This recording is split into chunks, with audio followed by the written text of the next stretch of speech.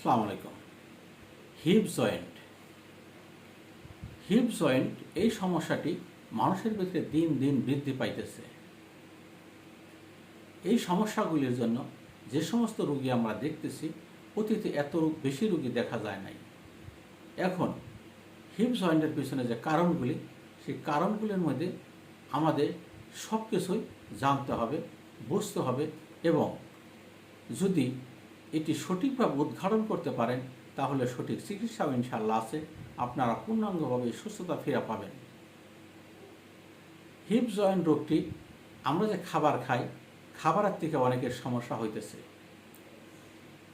অনেক লোক হয়তো ছোট সময় কোনো আঘাত পেয়েছেন শরীরের যে কোনো জায়গায়, সেইখান থেকে এই ব্যথাগুলি শরীরের পাতে মাথা পর্যন্ত যে কোনো জায়গায় প্রভাব বিস্তার করতে পারে, সেখান থেকেও এই সমস্যাগুলি আসতে পারে।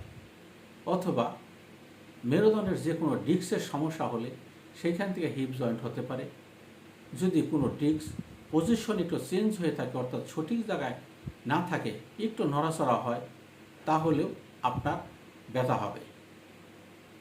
যখনই আপনার কোনো ডিস্ক একটু নড়াচড়া হবে, তখন অসংখ্য নার্ভ বা রগ মেরুদণ্ড দিয়ে প্রবাহিত হয়।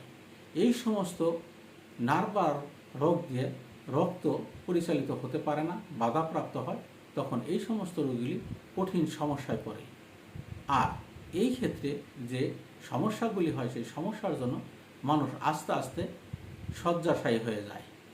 এমন অনেক রোগী দেখা যায় 5, 7, 10 বছর, 20 বছর বিছনায় শোয়া।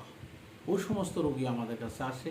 আমরা যে লক্ষণ ভিত্তিক যে সমস্ত ওষুধগুলি প্রয়োগ করলে এই ক্ষেত্রে চিকিৎসার ক্ষেত্রে একটু বেশি সময় লাগতে পারে এবং হোমিও ওষুধের মধ্যে অনেক দামি দামি ওষুধ আছে, যে সমস্ত ওষুধগুলি এই ক্ষেত্রে প্রয়োগ হতে পারে।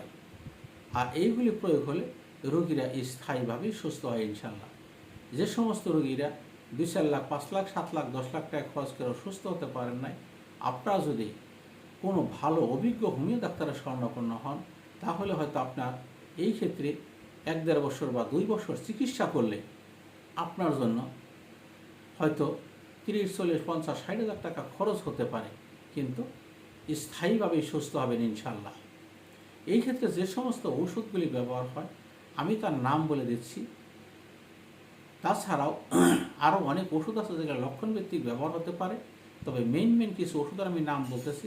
যদি আপনার লক্ষণে মিলাইতে পারেন, এই সমস্ত ওষুধ খেলে আপনার আরাম বোধ করবেন। কিন্তু সুস্থ হতে গেলে যে কোনো অভিজ্ঞ ডাক্তারের সাথে আপনাকে যোগাযোগ করতে হবে। 1 নম্বর ক্যালকেরিয়া ফস। এই ওষুধটি হিপ জয়েন্টের ব্যথার অনেক কার্যকারী একটা ওষুধ, তবে লক্ষণে মিললে আপনি স্থায়ীভাবে সুস্থ হওয়ার সম্ভাবনা থাকবে। লক্ষণে না মিললে আপনার সাময়িক উপশম বোধ করবে। 2 নম্বর ক্যালকেরিয়া ফ্লোরিকাম। এই ওষুধটিও হিপ জয়েন্টের জন্য ভালো কাজ করে। 3 নম্বর রাস্টক্স। এই ওষুধটি সবচেয়ে বেশি কাজ করে হিপ জয়েন্টের জন্য, তবে সেটি লক্ষণে মিলতে হবে। কীরকম?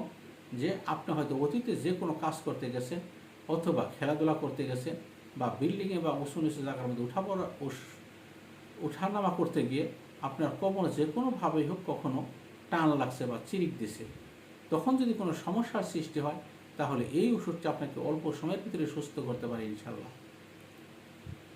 4 নম্বর ম্যাডোরিনাম। যদি বংশানুক্রমে এই সমস্যা হয়ে থাকে, তাহলেও কিন্তু এই সমস্ত সমস্যার জন্য এই ওষুধটি অনেক কার্যকারী। এছাড়াও যদি কখনো আপনি আঘাত পেয়ে থাকেন, সেই ক্ষেত্রে আর্নিকা কাজ করতে পারে, বা তাই সেই সাথে আরও একাধিক ওষুধও আসতে পারে। কাজে আপনার লক্ষণে মিলতে হবে। যদি লক্ষণে মিলে তখনই আপনার ভালো রেজাল্ট পাবেন, লক্ষণে না মিললে আপনি ভালো রেজাল্ট পাবেন না। কাজে আপনাদের এই ধরনের সমস্যা যাদের আছে, তারা নিজেরা চিকিৎসা না করে আপনার অভিজ্ঞ হোমিও ডাক্তারের শরণাপন্ন হন, দেখবেন আপনি সুস্থ হবেন ইনশাল্লাহ।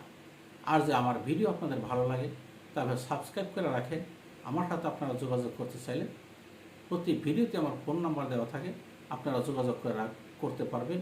এবং সাবস্ক্রাইব করে রাখলে আমি প্রতিদিনই 1-2টা ভিডিও আপলোড করে থাকি। এইখান থেকে আপনারা কিছু শিখতে পারবেন, জানতে পারবেন, বুঝতে পারবেন। আসসালামু আলাইকুম।